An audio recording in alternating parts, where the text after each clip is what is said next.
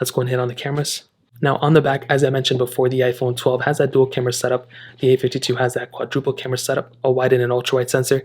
The A52 has a wide, ultra wide macro and depth lens with that flash right here. Now I think a majority of you know this by now, but the iPhone 12's camera is a solid camera for sure. This is a very good camera. I've had very little issues with it.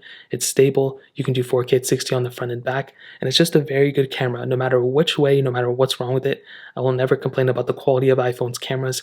I think sometimes their mic quality isn't that great, and I also think sometimes, there could be an improvement on some more features, the UI of it. There's definitely not a crazy amount of features added here, and that's something the A52 kind of kills it in, is the amount of features for that budget tier model.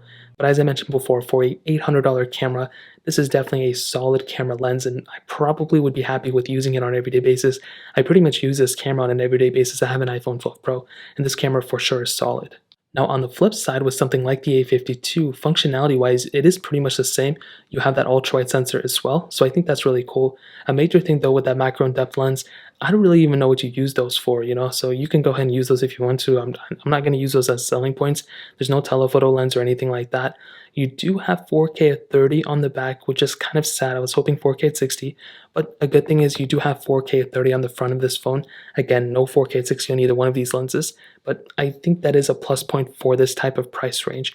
I actually do think the camera of this thing is pretty solid. I mean, I'm gonna be honest, if you're going to look at the specific camera and be, kind of pinpoint on one thing, I really do think that this specific camera lens is actually a pretty good thing. And I'll probably do a full camera review of this thing whenever, I do a full review of this phone.